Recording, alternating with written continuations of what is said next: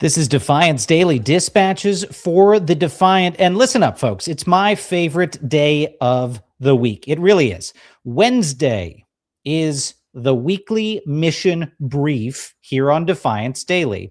If you can count on one thing in the world, and there's not much because the news is changing every single day, the world is changing every single day, but if you can count on one thing, it's that here on Wednesdays, we announce real things, real actions to fight back against Donald Trump's abuses of power. Yeah, 4 days of the week, we're a podcast about the madness that's happening in this world. But one of those days, Defiance Daily, a product of defiance.org, announces things that our members are funding to protect the rule of law in this country, to turn back the crazy things that Donald Trump has done. And today is no different. In fact, today is better than a lot of those weeks because we have been waiting to make this announcement for a while. We are very excited to take some action, several actions today to fight back against one of the most egregious policies of Donald Trump's second term as president. Now, before I jump in today, let me urge you, if this is the first time you're hearing my voice or you're asking yourself, what the hell is Defiance Daily? Here's what I want you to do. Go check out defiance.org. You can sign up for free to get our updates about the threats to our democracy, or you can join as a member and you can fund this nonprofit, this club for courageous Americans that every week is not just navel gazing when it comes to the threats to our democracy. We're doing shit about it. That matters. We're a group of people who've gotten fed up with folks saying it's bad, it's bad, it's bad, it's getting worse. Well, you know what? Instead of just watching, you can defy the craziness lawfully, peacefully, defiantly. So go take a look at defiance.org. Join us. Please like us and subscribe and share this. If you're like, man, maybe I'm on the fence, well, at least put these messages out there in the world so people can see the options that they have to fight back. So we encourage you to share, especially this episode and this announcement we are going to make today. But before we jump into all of that, before we get into the weekly mission brief, I want to talk about a couple of wins of the week because we have some great Defiance wins. And the core one this week, you know what I'm going to highlight. You know what I'm going to talk about because it happened last night. And as a Virginia voter, I had the privilege to be a part of a watershed moment in our history. If you don't know what I'm talking about, if you were at the beach and had your head literally buried in the sand, well, then let me catch you up. Take a listen to this clip, which should tell you a little bit about what you need to know about this historic moment that happened last night. The official NBC News decision desk has projected that in the Virginia congressional redistricting referendum, the yes side has prevailed. The referendum has been approved by voters, clearing the way for Democrats in the state to redraw the congressional boundaries. It was a 6-5 congressional district map, 6 Democrats, 5 Republicans under the map that with this vote has been approved. It would likely result in a 10-1 Democratic map out of the state of Virginia. This has dramatic implications nationally as we're talking about the midterm elections. They need 3 nationally, and just with this vote, they got 4. We could talk about everything else, California and everything else. That's a big, big difference there in terms of the national redistricting pictures. I've got to agree. This is a big, big deal. And here's how you know it's a big deal, is because Donald Trump just called it a rigged election, which is always his calling card when he knows that he lost. That was his post on Truth Social. He said, of course, this was a rigged election. It couldn't be possible that Democrats had outflanked him in his efforts to try to manipulate the 2026 election by getting more seats. But they have called Donald Trump's bluff. And you know what? I'll tell you, folks, a little bit ago, I was on with our friend Nicole Wallace on MS Now talking about this. And I said, Nicole, Donald Trump told us one word that was going to define his second term as president. He said, I am your retribution. This was going to be the revenge presidency. Donald Trump was going to get back at the Democrats and his domestic foes and his foreign foes. But I'm going to tell you right now, after what happened in Virginia last night, Defiance.org members, I got a new word for Donald Trump's second administration. This is the backfire presidency. Everything Donald Trump is doing to try to get revenge is backfiring. He tried to dismantle the guardrails of our democracy last year by announcing he was going to put pressure on Texas and other Republican states to gerrymander their states to give him more Republican seats to keep his party from losing the House and potentially the Senate. That's what he announced he was going to do. A deeply undemocratic thing. He went state by state and he twisted arms. But this started to backfire against Donald Trump because, yeah, Texas did it. But in Indiana, Republicans said, no, this is wrong. What you are asking us to do is wrong. And some of them sacrificed their political careers for it. But it got even worse. It got even worse for him last night and backfired spectacularly when the Democrats said, two can play at that game. But we're not going to do it the immoral way that you want your red states to do it, which is forever to rig these seats in your favor. We're going to put a sunset clause on this. We're going to create more Democratic seats temporarily while you're doing it. But we're going to sunset that in 2030 because we've got to fix this problem in America. And they won in that referendum last night, a harbinger of what is to come in November. Now, that's not the only thing that's backfired for Donald Trump. We could go on for days. As my Defiance.org co-founder Xander Schultz said, Trump always creates idols. He's gone after James Comey and Letitia James. He has failed. He's gone after Don Lemon and tried to have him arrested. He has failed. He's gone after his foreign foes in Iran. What has that resulted in? The most presidency wrecking poll numbers an American president has seen in a very, very long time. But I digress. But today we'll talk about other ways that the backfire presidency is going to come for Donald Trump. And one final thing, I will note that in addition to Trump's tweet, we've had some pretty good rejoinders. We had Hakeem Jeffries come out today on the redistricting and say, quote, to Donald Trump, you started this redistricting war. The people of America will finish it. Pipe down. I haven't had a lot of laudatory things to say about Hakeem Jeffries lately, but it sounds like that man is getting his spunk and some pep in his step, and I'm glad to see it. He is absolutely right. But like I said, today we're going to talk about another area where Donald Trump's abuse of power is backfiring on him, and that is with this secret network of ICE prisons that he is building around this country, the $40 billion expansion of prisons that DHS would operate that would result in that department rivaling the federal penitentiary system in terms of the size and scope of detention beds that it has under its purview. This is scary stuff, folks. I used to run that department on a day-to-day basis. DHS, if allowed to do this, will become the warden of the police state in the United States, and we've got to stop that from happening. And guess what? It is working. There's momentum at our backs, and we're going to announce some efforts today on that front. I want to bring into the conversation first my Defiance.org co-founder, Xander Schultz, because we've got some spectacular folks with us today, Xander, to talk about this threat and to talk about what is being done about it. Tell us, Xander, why this is such an important mission for us to take on as an organization and as a pro-democracy community. When I was watching those World War II movies back in the day, I always thought concentration camps were bad. I thought we all understood concentration camps were bad. We shouldn't have them in this country. And luckily, there's a shit ton of Americans that have been mobilized over the last year, some by Indivisible and the No Kings marches, some because of the actions of the group that we're about to chat with now. And we're ready to take on every fight this administration is trying to kind of have with us. And it's Wednesday. I'm so excited, Miles. I don't want to take up too much airtime because we've got heroes throughout this show that are going to explain exactly what we're going to do. But yeah, big wins on the horizon for us and more defeats for Trump.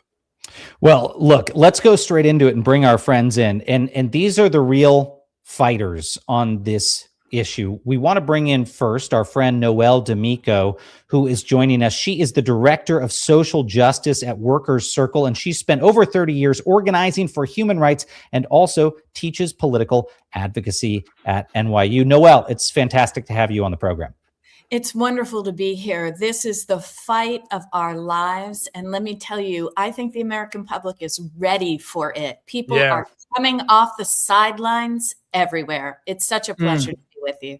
They absolutely are. And another person to tell us about that is we've got Ariane Betancourt with us, who is a South Florida organizer with the Workers Circle, who turned her own experience into action, mobilizing families and exposing abuses inside these detention centers. Ariane, great to have you with us. It's great to be here. Can I kick off with you, my friend? Because I just have to say out of the gate, I met you at an event that we held a couple of months ago. We held this national rebuttal to Donald Trump's State of the Union in Washington, D.C. And you came all the way up from Florida for this event. And you and I briefly got to have a conversation.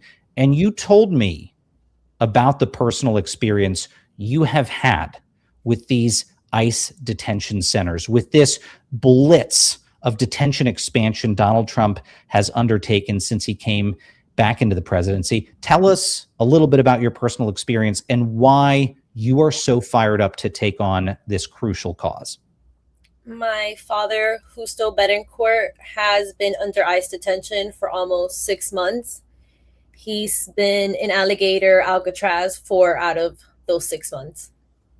And he's currently there now.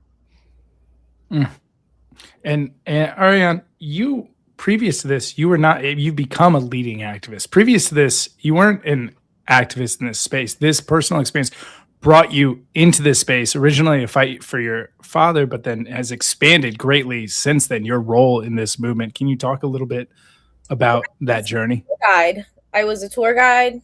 I did city tours, boat tours, walking tours. I helped curate tours. I managed the water taxi. You were kind of an organizer. It was a different organizing, but you were kind of an organizer. I was basically an organizer already.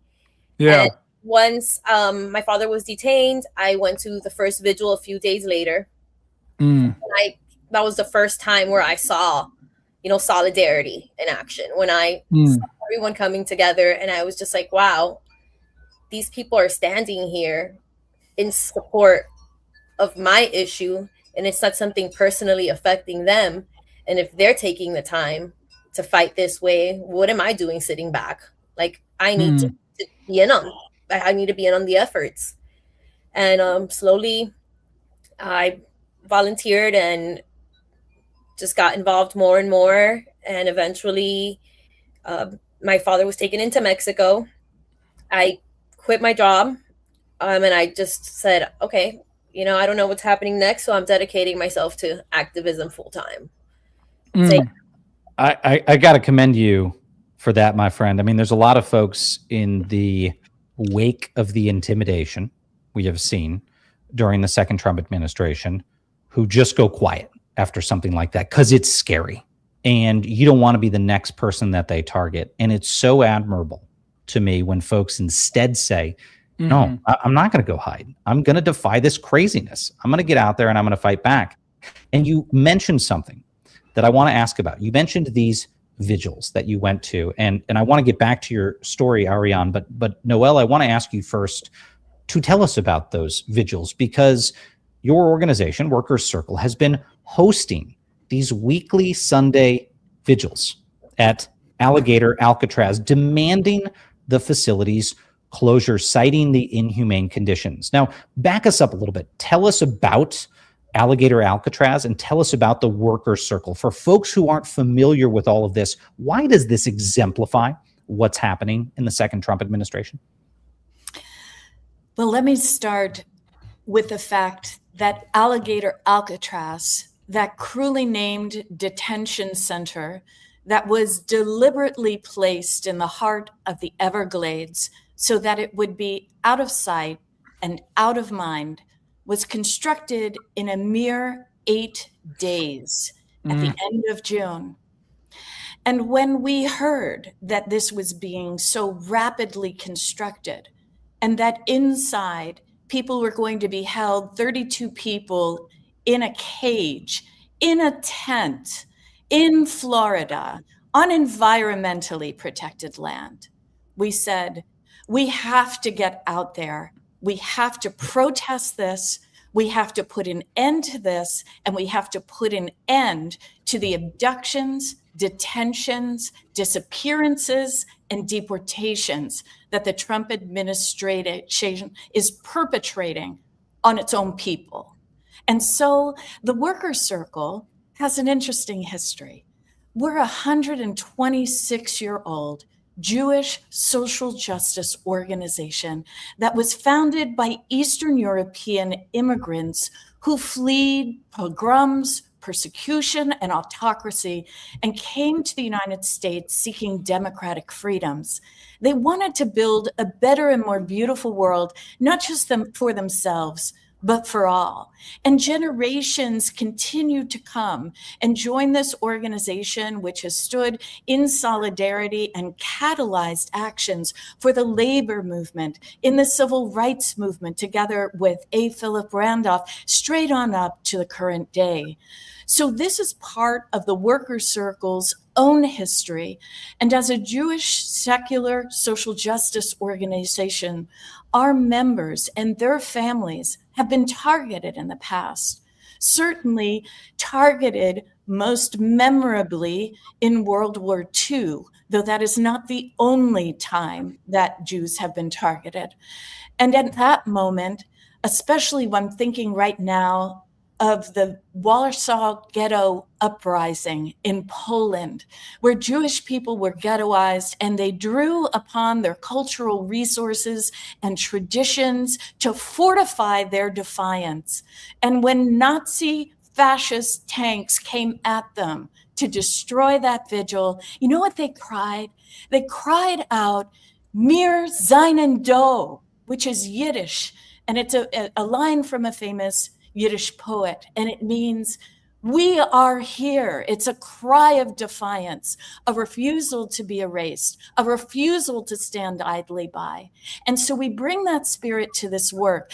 And what I want to tell you is we're entering our 39th consecutive week in the Florida Everglades. This is an hour and a half from the nearest population centers, and Worker Circle has brought together a broad coalition of Florida-based organizations, faith groups, immigrant rights groups, veterans, school teachers, college students who support this vigil every week and who have grown it every week. So one of the things that was important to us as Worker Circle in fighting back against this Trump regime deportation machine and the terrible attacks upon immigrants, which are undermining their constitutional protections, and of course, therefore, the constitutional protections of all of us, was to look very carefully at the intersection of where rule of law and constitutional rights were intersecting. And we saw these attacks on immigrants, right? We saw the early targeting of immigrants like Kilmar Abrego Garcia. We saw this expanding. We heard Stephen Miller talk about 3,000 arrests a day. We saw very quickly that we had to do something, that we, the people, had to be the bulwark for our democracy, for our Constitution, that we could not stand idly by while this was happening to our neighbors, our friends, and our family members. So we started these vigils back in August. It started on August the 3rd. There were groups of different faiths, groups, immigrant groups, students, etc., that were out there. The Miccosukee tribe welcomed us, and we stood on that ground, on that sandy soil, looking straight at the entrance to Alligator, Alcatraz, and knowing that human beings were being held there in abrogation of their process and in torturous conditions. And so we've gone there every single week to expose those conditions, to demand accountability from Florida and federal lawmakers, and to put an end to this once and for all. And at some point, when you guys were out there at these vigils, Ariane, you met with Workers Circle and you went beyond a family member advocating for her father. And I want to, before we close this out, I want to get the full update on where your dad's at before we leave. But I want to get to this transformation for you, where you meet with Workers Circle, you're advocating for your father, you're engaged in this way. And then there's this partnership formed where you expand out, you start working with other families, et cetera. What was kind of the beginning of this relationship like for you, and what's happened since then? I think it was instant. I think I got to the vigils and I instantly, it's like, I don't think I've ever in my life been more inspired than being at the vigils and seeing all these people coming together, and everyone's so understanding and so loving, and everyone knows each other, and everyone's just, it's the greatest group of people that I've ever been around. And I immediately met Noel. And Noel I just would ask Noel a lot of questions, and Noel would answer the questions, and I would join in on the vigil meetings when I could. And I just started involving myself more and more. And once I quit my job, my tour job, everything kind of fell into place. I was at the right place at the right time, and what I wanted to do and what the Worker Circle was doing was one and the same. So it was kind of just like divine intervention. And Miles mentioned you were at State of Swamp. You've been a little bit of everywhere working with families, not just in Florida. You were up in Minneapolis, in kind of the heart of that challenge when that was peaking. Tell us about, like, what's that work look like? What are you learning as you're working with other families? Like, what is your kind of day-to-day, week-to-week look like at the moment? My day to day is just, I'm speaking to families of detainees. Most of the family members of detainees do not want to speak out or be public.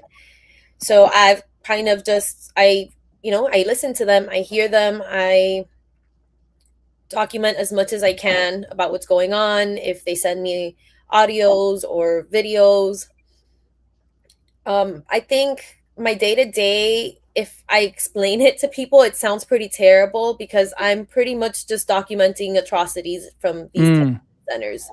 I'm pretty much just becoming more and more aware of how inhumane and how cruel it actually is. Because my dad's not going to give me like the full spiel on how terrible things are, because he is trying to protect feelings. But when you talk to 7 families, and you know that there is a family member in each cage in at least one specific tent, you know what's happening in that tent on a daily basis. You're getting the 360 picture of it. For us that haven't been in those conversations, can you share what you can about, what you've learned in these conversations? Anything that I thought was happening, the more conversations I had, the worse it got. And once I got a full picture of just how dirty the conditions are, how uncomfortable, how hungry everyone is. I mean, anytime I talk to my dad, there's someone yelling in the background, "Libertad, tengo hambre," which is like they're like saying liberty and that they're hungry. If I can jump in for a second and Please. Just add that Amnesty International has documented terrible human rights abuses going on in Alligator, Alcatraz, including the denial of medical care and medicines, the shackling of people by wrist, by waist, and ankle. 24/7 stadium lights on, which is a form of torture, by the way, and the small portions of food or no food. There are violent beatings that people inside have endured. People pepper bombed, and there was just an article that we helped get out to the Miami Herald on that. And importantly, also a torture box. A 2-by-2-foot torture box, similar to one used at Guantanamo, into which a detainee can be put at any time by any guard. And in there, they're shackled again, pushed out into the harsh Florida sun. At the base, by their ankles, are nailed into the ground. They are not given any food or water or protection from the elements, and they're left out there. This is happening in the United States right now. Now, it's not the first time we've ever detained people on our soil. You guys probably remember World War II, when, horribly enough, our nation detained Japanese Americans. And that was shameful. But there was not the cruelty and this kind of violent treatment. People's families were kept together. And as awful and as wrong as that was, and I do not want to minimize it in the least, what is happening at Alligator Alcatraz is cruelty at a level and viciousness that we have not seen in recent times. Well, Noelle, I'm glad that you put it that way. And I got to say, I've spent years helping to build the Department of Homeland Security, 2 Republican administrations, and the reports out of there are unlike anything I have ever seen. The beatings from the guards, the cutting off of communications, the people held in those cages inside of tents with sensory deprivation and sensory attacks, the overflowing toilets, the insects in the food. I mean, all of those stories are horrific.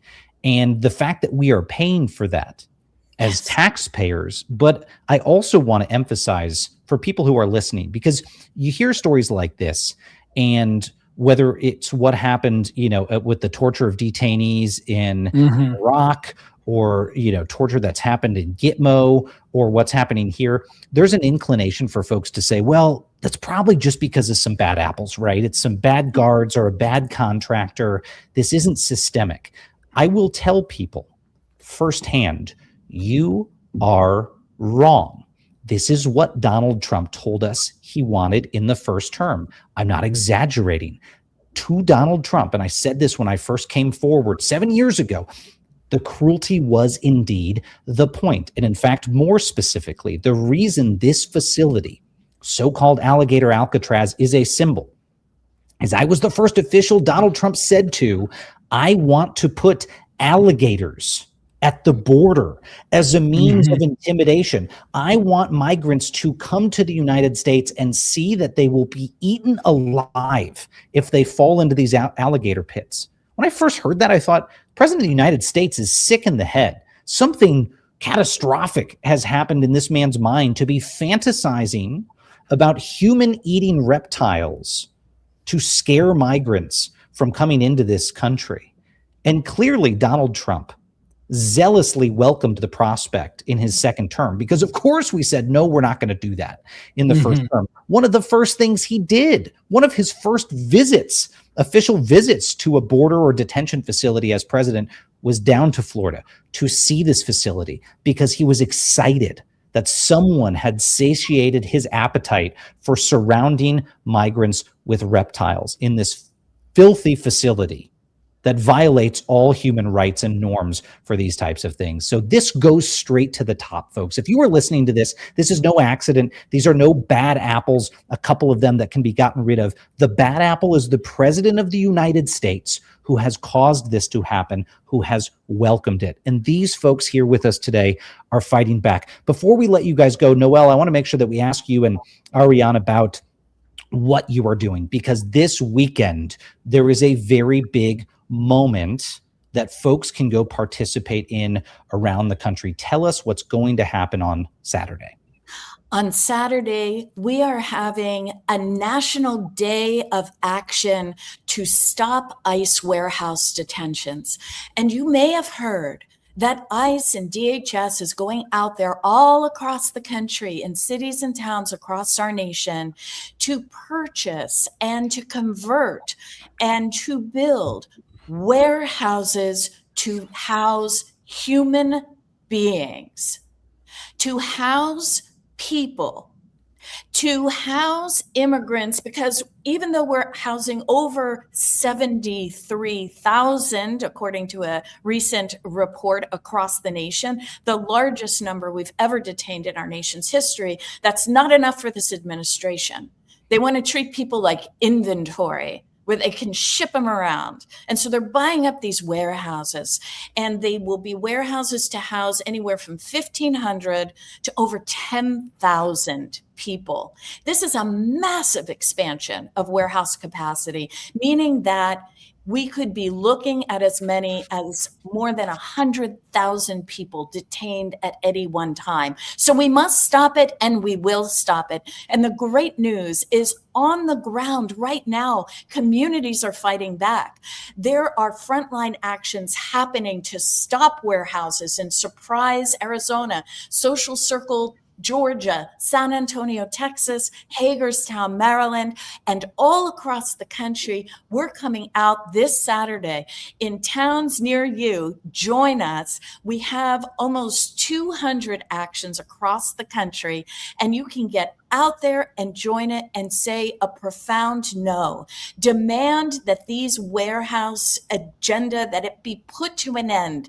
Call on local government to do what they can to not collaborate with ICE in this horrendous human rights catastrophe. So people can go out right away this Saturday and take part in this very important action that will shine a light on this terrible expansion of ICE detention capacity, of course, made possible by last year's budget, which gave ICE $45 billion to detain people.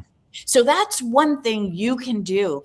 And it's something everybody can do. Show up this weekend. We're so proud to be working with the Detention Watch Network, with Move On, with Indivisible, and with other groups in the Disappeared in America Coalition to host this. And we hope we'll see you out there this coming Saturday. But also, if you've been inspired by what you've heard about the Freedom Vigil at Alligator, Alcatraz, we created a way at Worker Circle that you can host your own vigil in your own community. And we'll provide you organizing support to do this. We'll give you a toolkit that will help, one-on-one guidance, as well as a community of practice. Right now, that vigil outside Alligator, Alcatraz has catalyzed vigils across the nation. There are more than 18 already happening across the country. Places like Chester or Chantilly, Virginia, Sacramento, California, Miami, Indiana, at the Broward Transitional Facility in Pompano Beach, Florida. They're all over, but you can also create one. It's something you can do as a way of bringing your community together and making your voices heard loud and clear. And so we hope you'll think about that, and we're standing ready to support you, because at the end of the day, those of us who are not immigrants, we have a moral responsibility to say to everyone who is being terrorized, who is being detained, who is facing the anguish of having a loved one in detention right now, you are not alone. We stand with you. We will fight this together.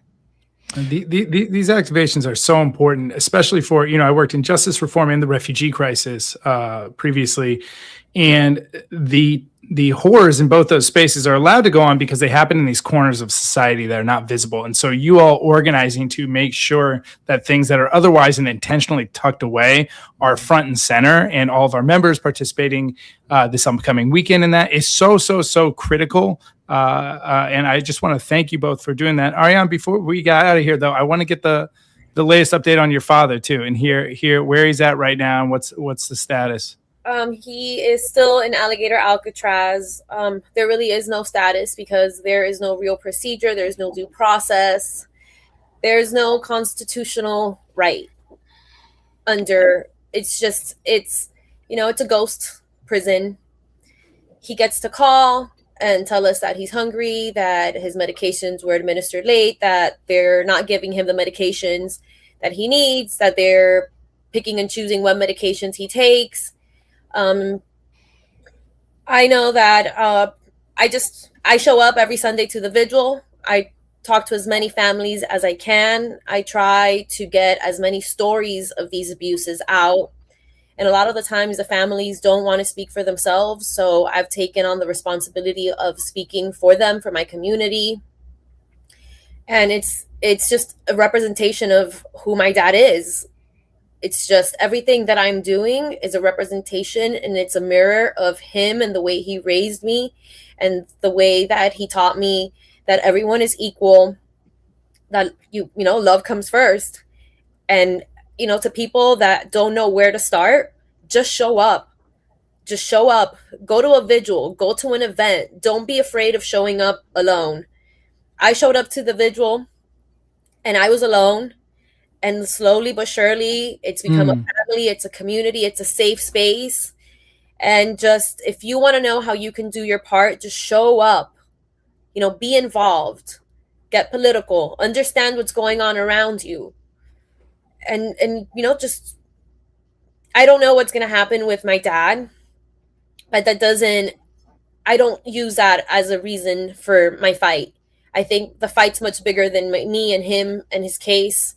The more families I meet, the more I travel, the more I'm inspired, the more that I know that I have a part in this. And I could either know that I fought to make things right, or I sat back and let the world crumble. And that's not the kind of person I am. So I got to tell you this, my friend. People can have reasonable disagreements about immigration policy in the United States. That's okay. We've had those debates for a long time. They cannot disagree about what's happening right now.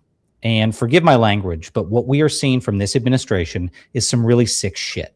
And I am sorry that your family has had to go through with this, but I want you to know, in the chat right now, Defiance.org members are going ballistic in a good way, sending positive vibes and support to your family. And we also want to announce something special today. One of our Defiance.org members recorded this video. Let's see if we can play it. Hi, I'm Kathy from Buffalo, New York. On behalf of Defiance members everywhere, it's my honor to present Worker Circle with a grant of $10,000 to support their community's Not Cages Day action and their ongoing efforts to bring attention to Alligator, Alcatraz. Stay loud, stay brave, stay together.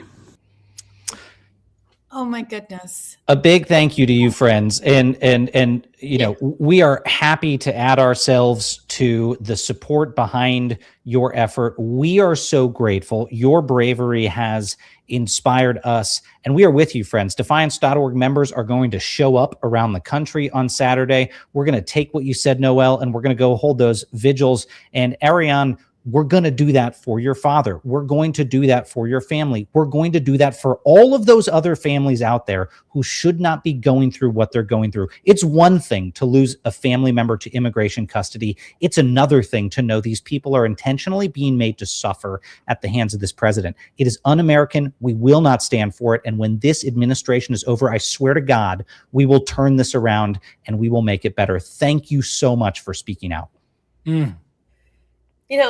Thank you. And thank you. I mean, I everything that I'm doing now is thanks to the Worker Circle. I'm so grateful that I found Noelle a few days after my dad was detained. She's helped me turn my pain into purpose, and what the vigils represent for families like mine, because a lot of the families don't go, but I speak to a lot of the detainees. And when I get a call from them on Sundays in the afternoon, and they're asking, how did the vigil go? How many people showed up? And the men are cheering in the background, and they stop yelling about how hungry they are, because for a few minutes, they get a little spark of hope to know that people actually care about them.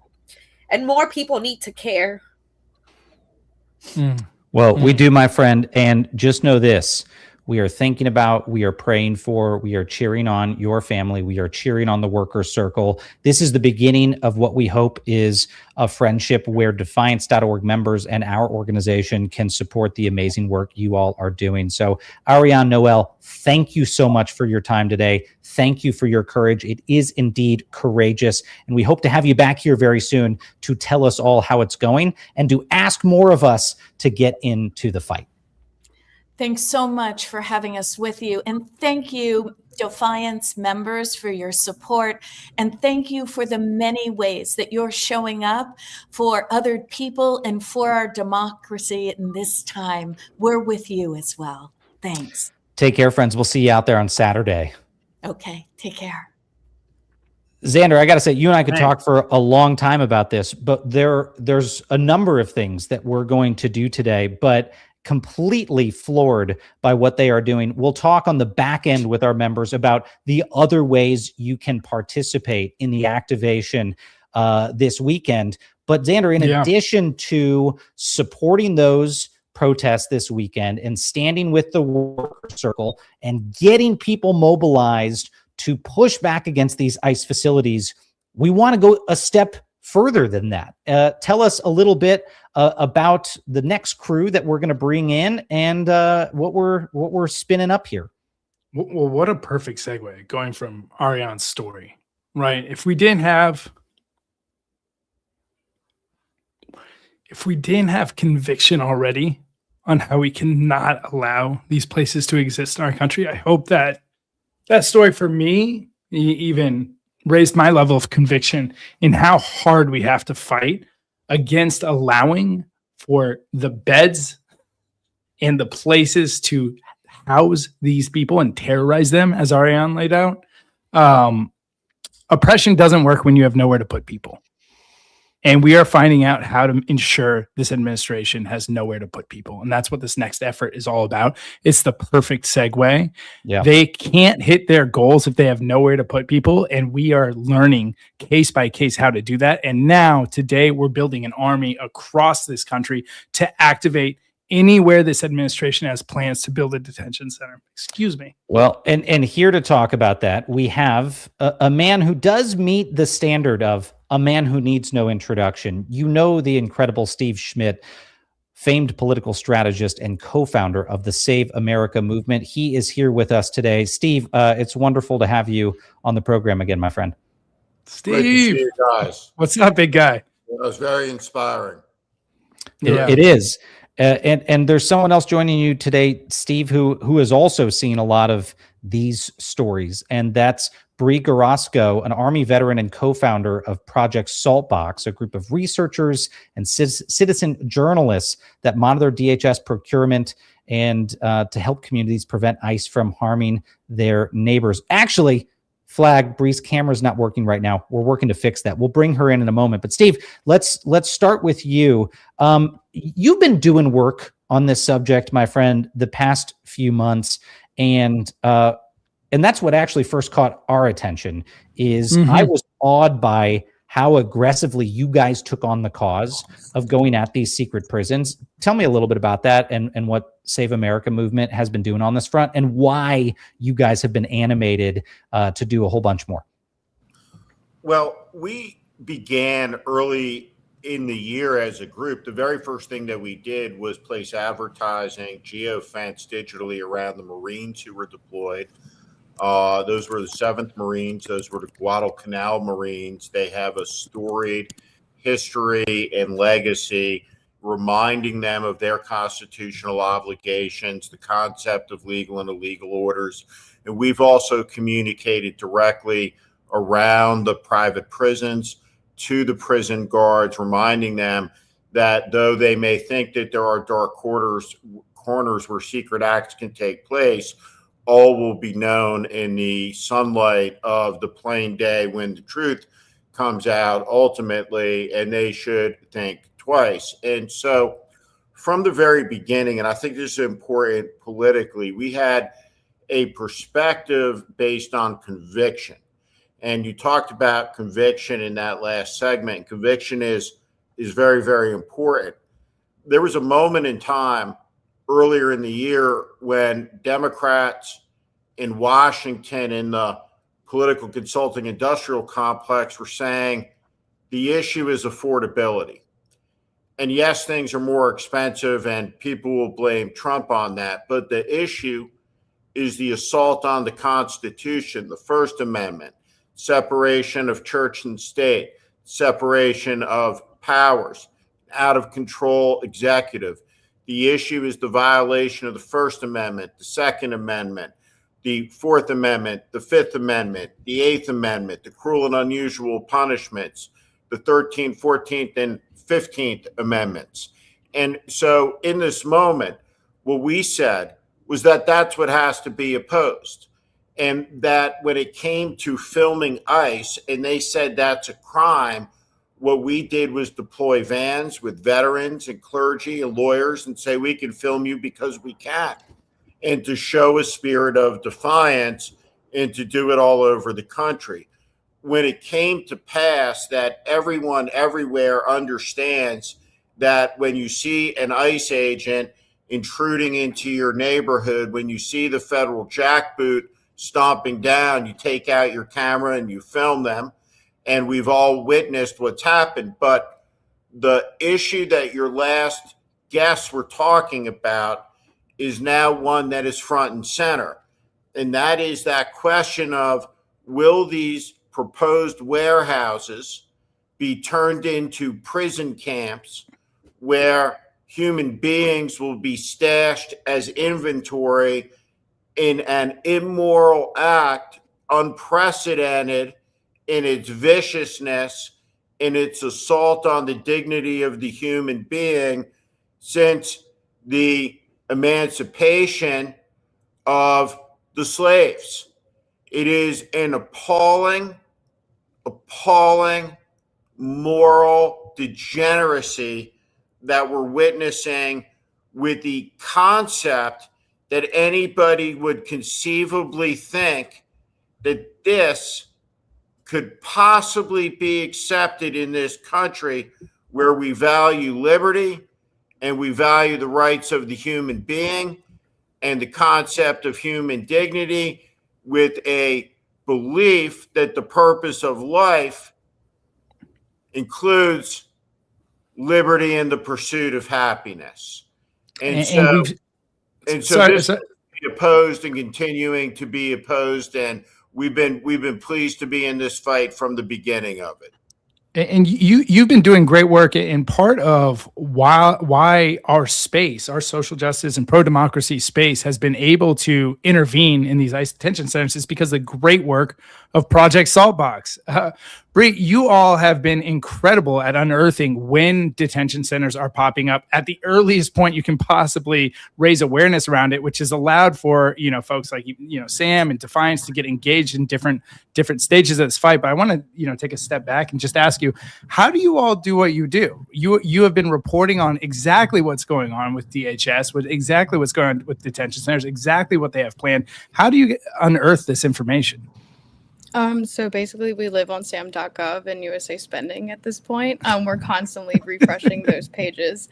It's kind of obsessive. And we also use a lot of local portals for things like business searches, property record searches. I know the warehouse in Hagerstown, we actually sat and went through Zillow to see how much they should have sold it for.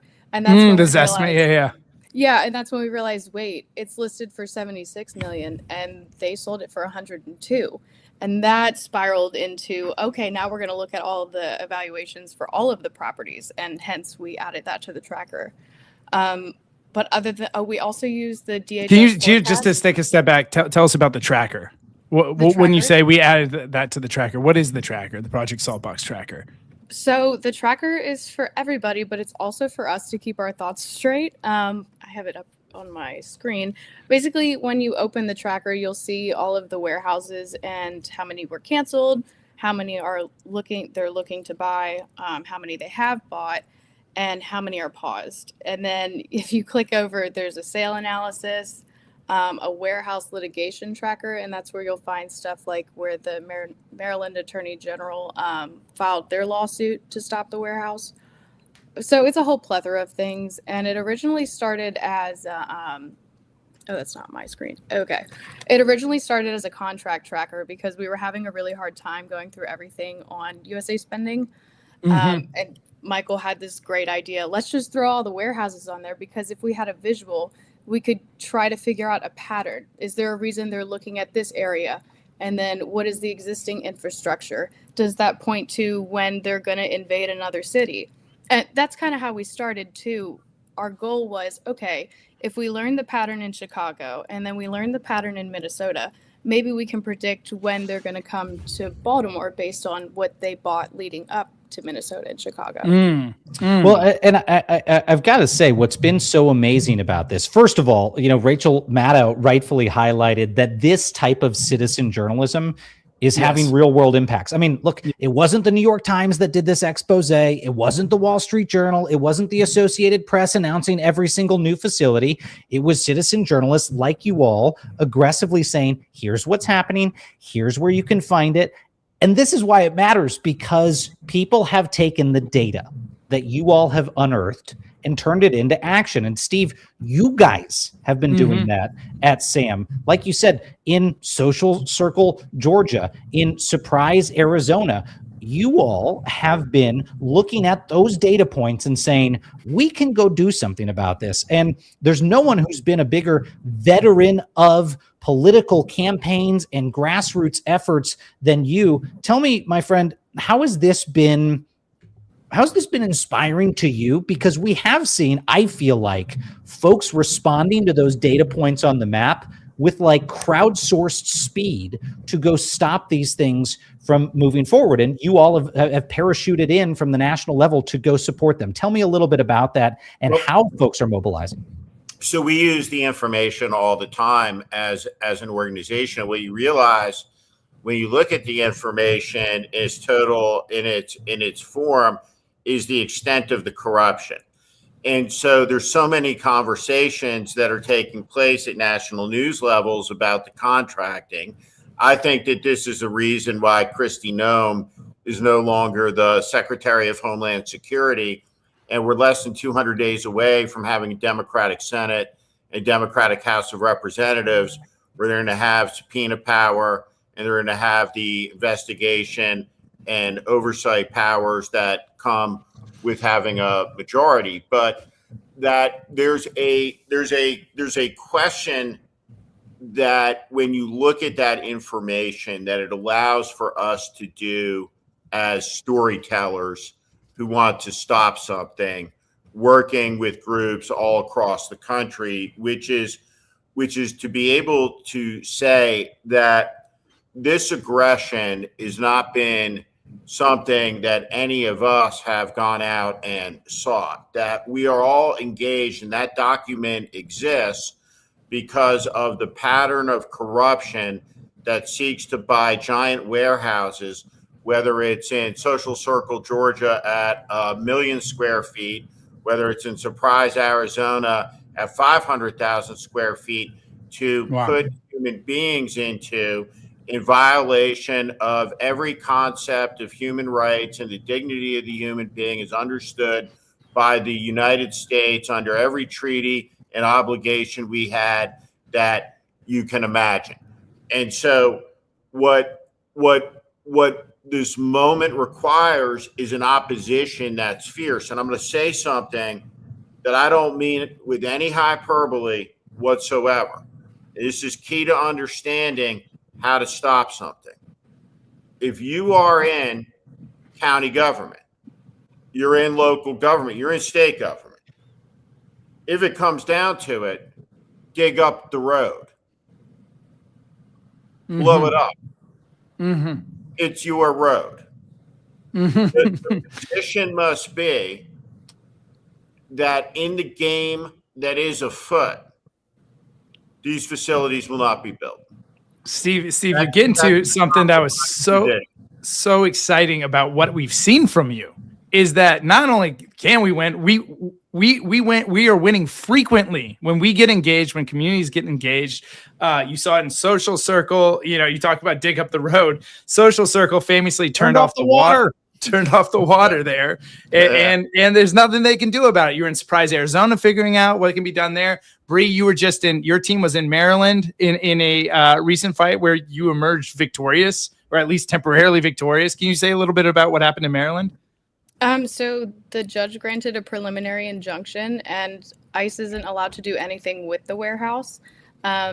The only thing they're allowed to do, I think, is work on security and like lighting, really stupid things that don't really matter, until they pass the environmental review, which they tried to bypass. Like as soon as they bought the warehouse, they said that they did the review, and within 45 minutes they closed the review. So looking back, it looked pretty sketchy. And the judge said that, okay, you have to do it the proper way or you're never going to get this warehouse. The thing is, if they do conduct this environmental review properly, it could take years. And the way that the land is set up, it is prone to flooding. So the odds of them actually passing this review are really slim.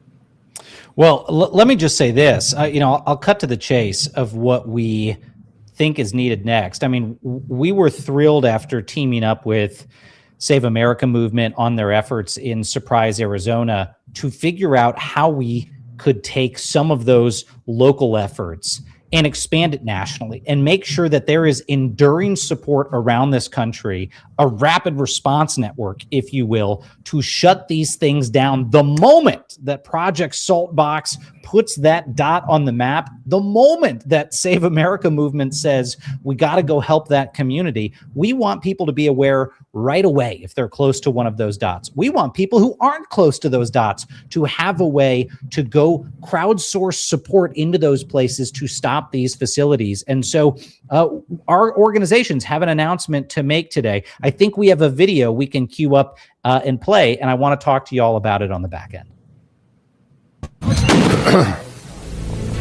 Good morning, I'm Tom Homan, the Border Czar for President Trump. I'm here to regain law and order. And work together to remove threats from the community. Money for jobs and education! Money for jobs and education! Not for mass incarceration! Not for mass incarceration! As we identify these ICE agents and we find out who they are, no doubt many of them will have white supremacist ties. There are a lot of questions, though, that city officials say have not been answered, specifically about how this town is going to handle almost tripling the population overnight with this detention facility. I just visited Dilley Detention Center in Texas last week, and that's where they're keeping children. And it was state-sanctioned child abuse. This network of secret prisons is perhaps equal to or worse than the egregious excesses of the family separation policy. They're called Project Saltbox. They're tracking the government's buying spree for its new archipelago of immigration prisons all over America.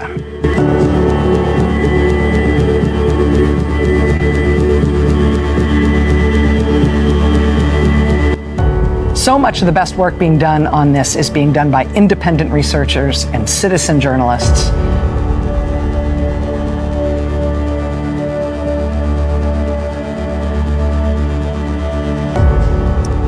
So friends, we are announcing today the Rapid Response Network to deal with these facilities, and it is GTFOICE.org. Get the facilities out, ICE.org. There is a pithy the acronym means something else sometimes. Yeah, the acronym means something else sometimes. But Steve, I want to ask you, why is this so important for Americans to go sign up at gtfoice.org? Why do we need a rapid response network like this? These facilities just simply cannot be permitted to open. And one of the things that we want to do is bear witness so that nobody will ever be able to say we had no idea that there was a concentration camp down the road from my children's school, as would be the case in both Surprise, Arizona, and Social Circle, Georgia. And both, by the way, superb schools with a lot of parental and community involvement.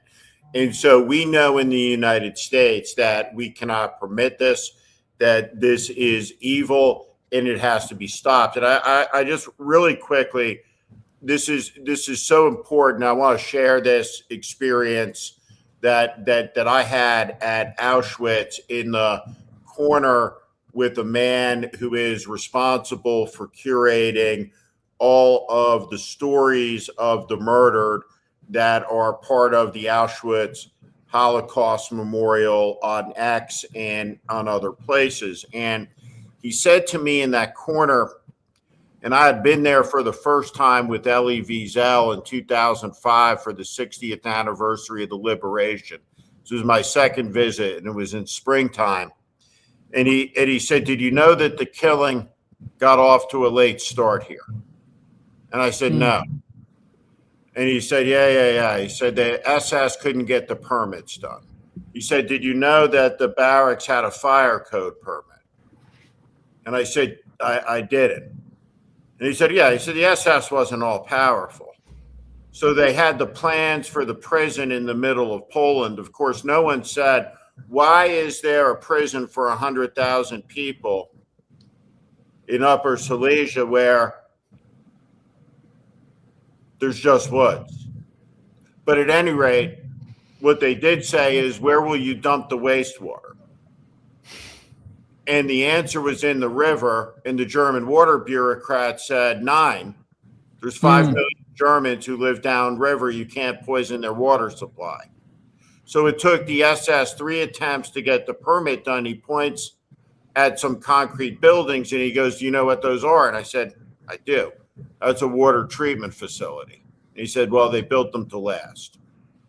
And he pulls out a piece of paper and he says, this is the permit. This is the permit with the stamp on it that opened Auschwitz.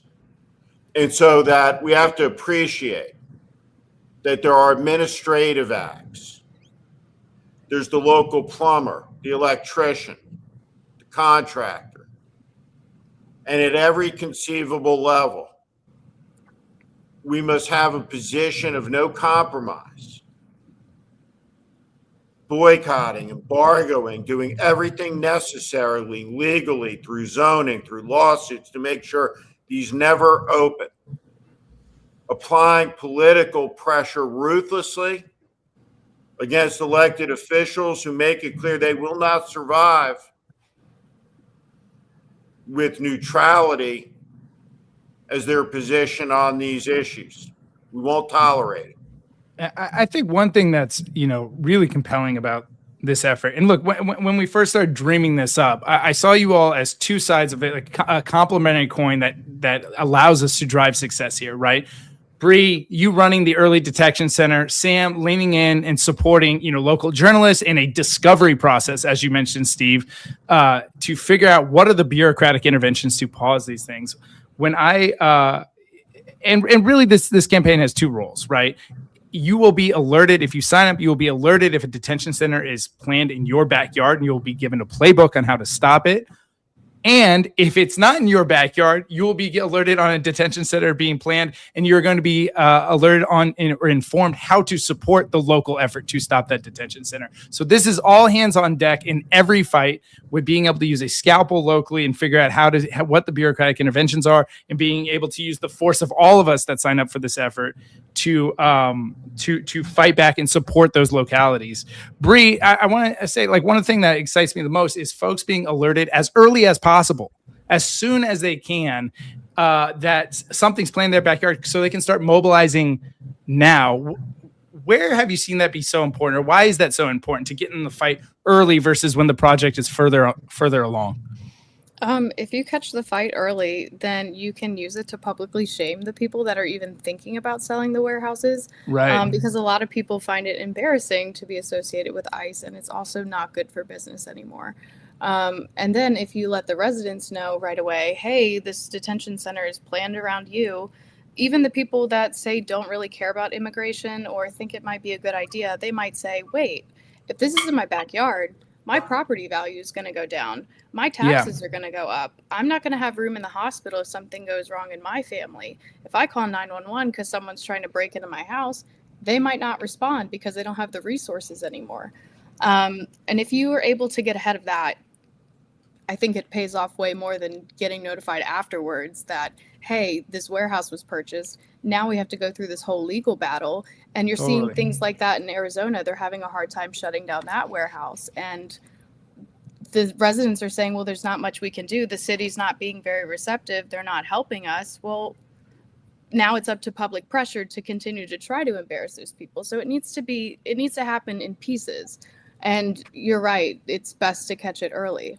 Yeah, there's just more tools in the tool belt. It totally makes sense. And one of the things you're doing, and I don't think people are even aware, is alerting that a sale might take place. Miles, this happened in your area, right? That there was a detention center planned in your area, but before the transaction even took place, there was an effort to stop it. Can you talk a little bit about that, Miles? Well, I mean, we've now seen that in a number of different places. Yeah. Is, folks know that it's coming and they show up by the hundreds. They show up at these city council meetings. They show up at these county council meetings. I mean, a few hours south of us, this happened in Virginia. Is, people went and showed up as this was being announced, and they did exactly what Bree said. They basically crowd canceled the launch of one of these facilities down in Virginia by getting there early. And, Steve, something that you said earlier is going to stick with me. I mean, the fact that Auschwitz almost didn't open because they didn't get the permits. Totally. Like, people need to remember that. And you can be, which, by the way, Steve, you and I have both been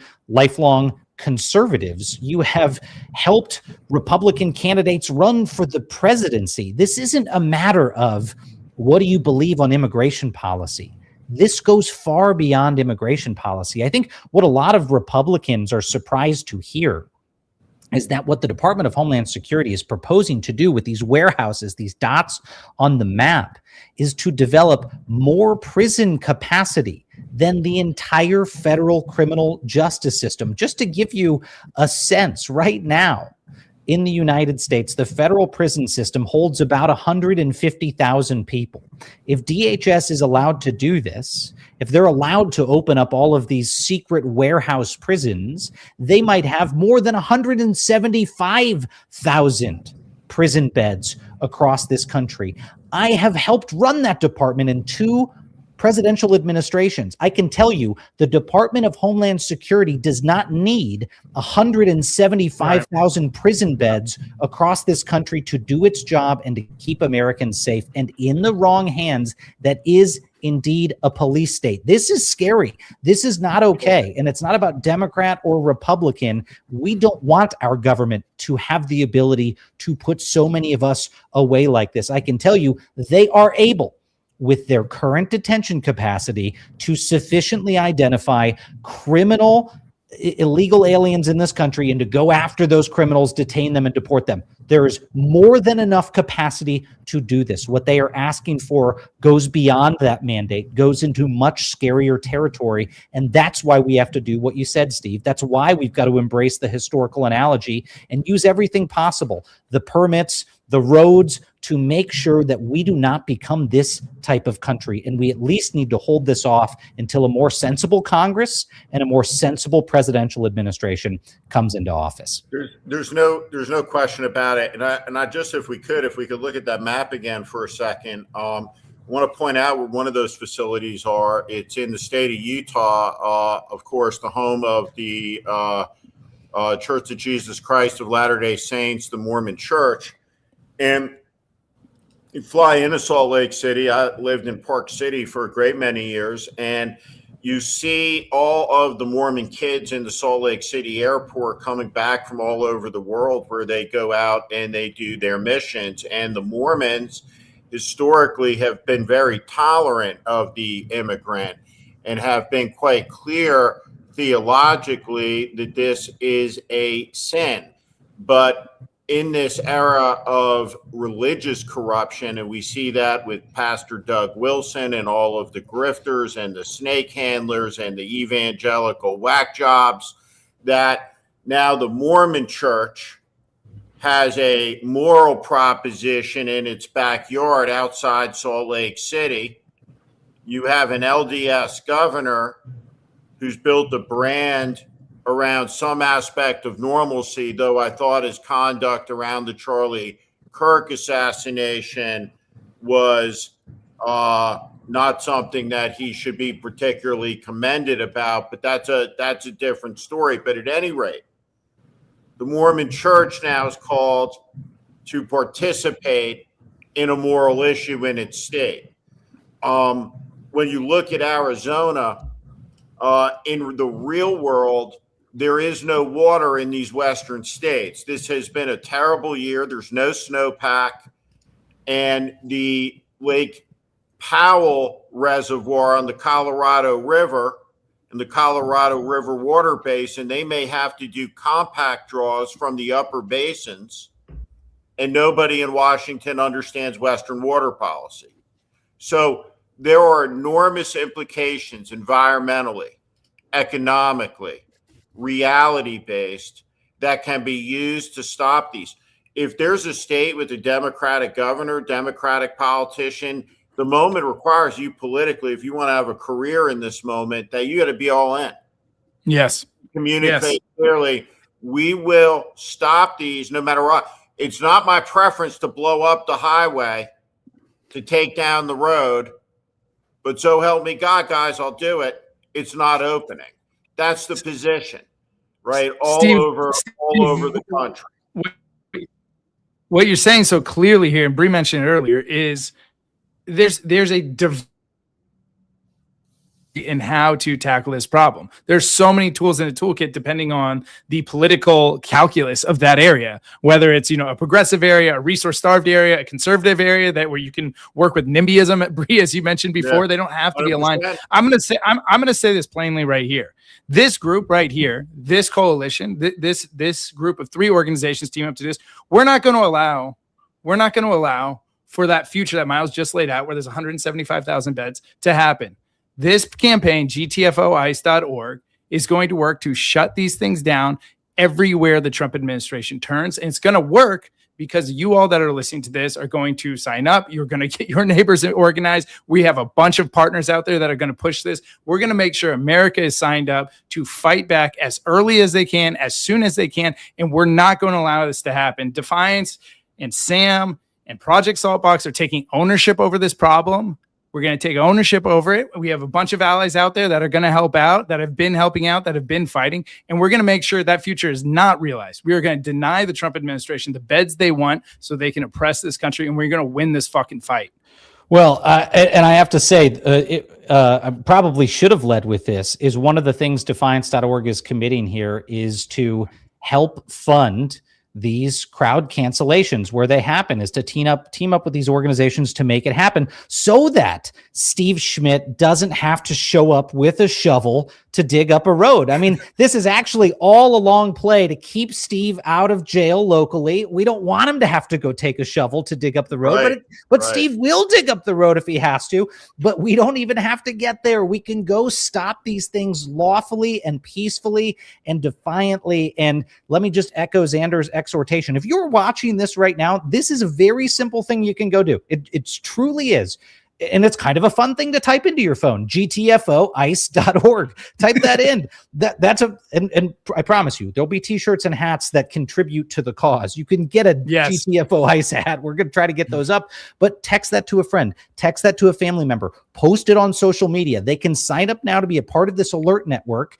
And it's not just about what's near you, because I will emphasize again, if the next dot that Project Saltbox puts on that map is in Oklahoma, or it's in California, or it's in North Dakota, and you want to help, we are committed to coming up with actions to make sure that wherever you are in the country, you can go help crowd cancel that facility. And we will notify you when there are opportunities to do that. Let me give you an example. If you're sitting on the city council in, I don't know, this is Bismarck, North Dakota, and you decide to put one of these up, I can promise you, you have never been on the receiving end of tens of thousands of emails from angry people around this country telling you, do not do this. And the first time that happens to you, the first time you get those messages of people saying, do not do this, you'll say, I don't want that to happen. Not worth the trouble. It's not worth the trouble, gang. Let's push this off onto another community. And with the brain power of Project Saltbox, the brawn of the Save America movement, and the commitment of Defiance.org members, that is what we're going to do. That's what we're going to do, friends. So I just want to say a big thank you to our partners there. And Bree, let me give you the final word on this front. If you had to give us a forecast, Bree, because right now there's a chance that DHS Secretary Mark Wayne Mullen might curtail some of this because he's heard so much anger from communities around the country. He's heard anger from Democratic and Republican politicians. But if you had to make a forecast, how busy are we going to have to be the next few years in going out there in communities and taking these things down. Because I don't have a lot of confidence that these guys are going to see the light. And it sounds like Tom Homan this week says that the mass deportation is continuing. So what are we going to have to do? And are we going to have to get out there week after week to do this? Yeah, it's going to have to be a constant fight because people are already losing sight of what's going on. Mm-hmm. We see, I was on Cat Lady Palooza the other night, and one of the organizers from Minnesota came on, and they had said that, hey, we're already out of money because we fell out of the public light, and now people are actually getting evicted because we can't pay their rent. These things are not stopping. If you look at People Over Papers, they track where people are getting picked up. The numbers are still going up and no one's talking about it in the media. Plus, we're kind of like in economic downturn right now. It's going to get hot outside. People aren't going to be able to afford their air. It's going to be an angry, busy summer. And this administration is also getting really desperate because they know midterms are coming up. They know they're not going to maintain control over the House and the Senate. And they don't want to go to jail. I definitely think that by the end of summer, it's going to just be chaos. And we need to establish a system now to really get people united and have a constant communication thread so everyone can look out for each other and not forget what's going on. Well, words taken to heart. I don't want to come back on this program a year from now and say, well, they opened up these warehouses all across the country because people were too scared to share a link. People were too scared to sign up and do something about it. People were too scared to send an email. Folks don't need to fly to each of these cities where it's opening to have an impact. They can be a part of this alert network nationwide. We can crowd cancel these things and we can stick true to our values, or we can at least buy enough time to wait out these lunatics that have taken over the U.S. federal government. Steve Schmidt and Pri, friends, we're so excited to do this with you and to keep collaborating on this front. And I just want to say a big personal thank you to both of you for your patriotism and commitment to this cause. We're going to work on implementing GTFOice.org together, and we're going to stay at this in the foreseeable future until they give up on this plan to open these ICE prison camps around this country. Thank you, Miles. Thank you. gang. We're really excited. Thank you so much, friends. Xander, big week, a lot going on. And if people are watching this right now and feeling animated about what they are seeing happen in this country, there are very real things that they can do. So walk us through, Xander, those weekly actions, and given what we've announced today, how folks can stop these ICE prison camps from opening. Well, look, I didn't want to overwhelm us with the actions this week because these two are so important. And so your 1, 2, 3 is participate in Communities Not Cages, the activation this Saturday. There is a link we'll send out in our follow-up email that we always send out after these conversations. That's hosted by MoveOn.org. Indivisible, who you all know from the No Kings actions, our friends at Worker Circle that we just hosted. That's a very, very important event. We are seeing, Miles, like the beginning of not just marching in the streets because we don't like the administration, but starting to really bring different tactics and strategies to the fight. We are participating in the May Day boycott that's coming up here on May 1st next week. And then this upcoming week, this is about making sure, as Bree said, this awful thing our country's partaking in stays in the limelight. It's hard. Even things as big and terrible as this, it's hard for it to stay front and center at a time where affordability is going through the roof, as Bree mentioned, the Iran war is going on, etc. So participate in Communities Not Cages. That's a Saturday. And then your 4, 5, 6 action of the week is blow up GTFOice.org. Send it out to your friends, send it out to your neighbors, put it on social, text it to people. This is about building a giant army of individuals that are ready to spring to action anytime it's even whispered a new detention center might be stood up to mobilize as Bree mentioned, in the early stages against even the acquisition of the building, to later stages where you can do things like turn off the water. And I'm not going to say blow up a road. Steve was really partial to blowing up a road. but I think Steve meant that metaphorically. Okay, I think he meant metaphorically, get the city council to stop it. I will officially say on his behalf, he meant that metaphorically. But the point is taken, Xander, that there are so many tools in the many ways to bureaucratically shut these things down. I mean, I'll say again, I was taken with the Auschwitz example, is that they almost stopped Auschwitz with permitting and bureaucracy, water permitting, facilities permitting, building permits. This is what we're talking about here. We're talking about people need to get in the fight at the local level and find the levers to stop this stuff from happening. And again, I say that as someone who believes the federal government has an important role in immigration enforcement. Our system is broken. It's the only thing that Democrats and Republicans agree on when it comes to immigration is the system is broken, but the solution is not mass incarceration and a sharp right turn deviation from American values. That is not the solution. That is not who we are, and we cannot accept it. And if you need any lodestar for the direction we should go, just look at the courts.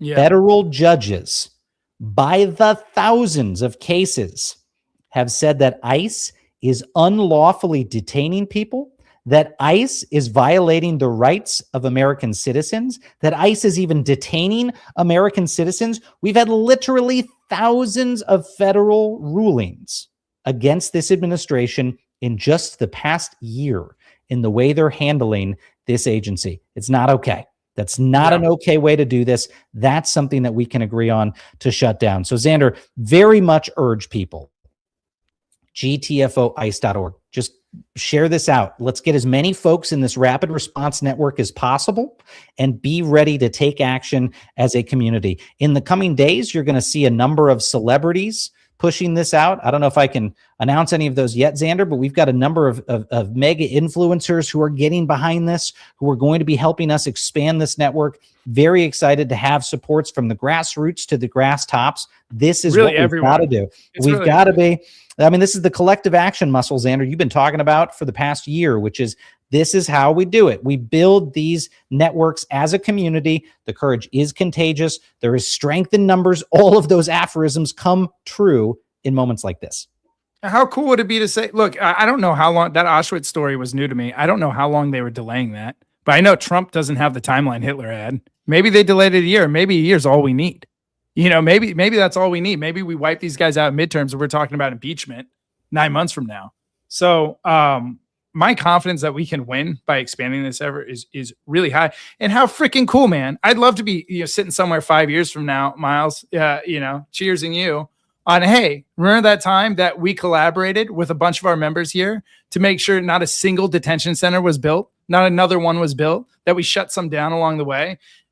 From the moment where they're thinking about purchasing this thing to the moment they're operational, there are so many interventions along the way. As we mentioned, we will win that fight eventually. If we keep knocking on that door, eventually it'll fall down and we will win that fight with every one of these.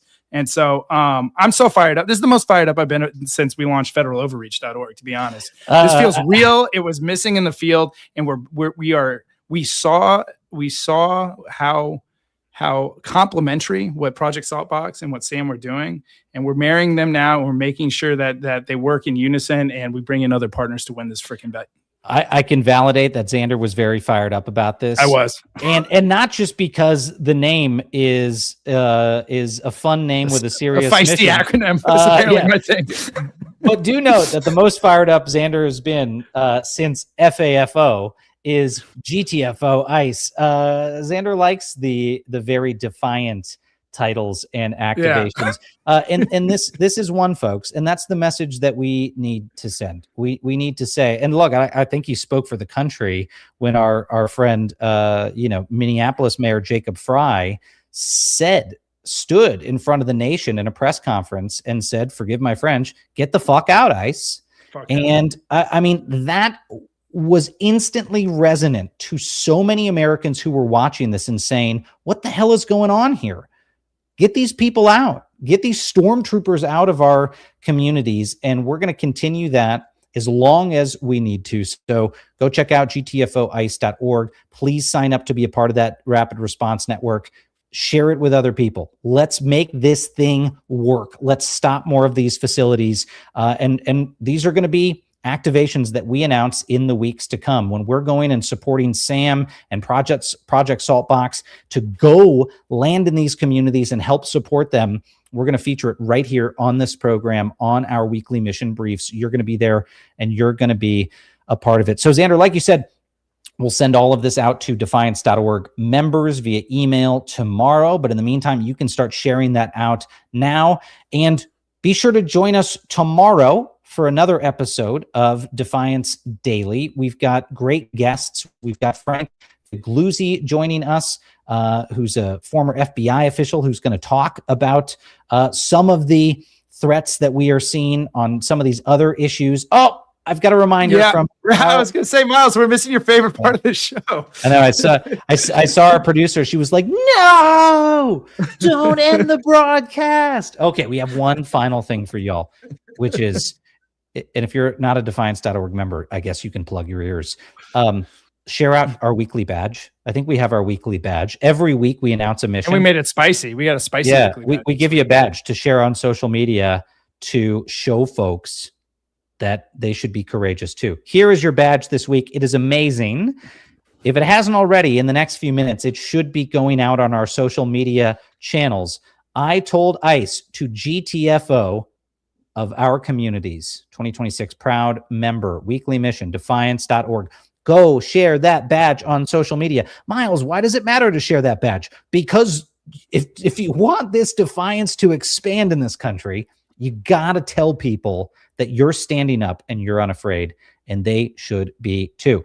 As soon as we jump off the air, the next thing I'm doing is I'm sharing this on my socials. It'll be going out on our socials. Share that badge, retweet us, whatever you need to do to get this message out there. Email it to friends, text message it out. Let's get more people in this fight. Let's get more people in this cause. And Mercedes, our producer, says it is up across all of defiance.org socials, whether you're on Threads or Blue Sky or X or all those places. Go check it out. All right, that's our program for today. That is our weekly mission brief.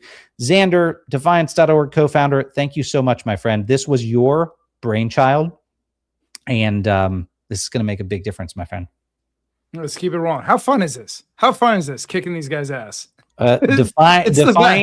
Define is so much better than just sitting there being depressed, reading the news. We can do something about this, folks. We are doing things about these abuses of power thanks to you.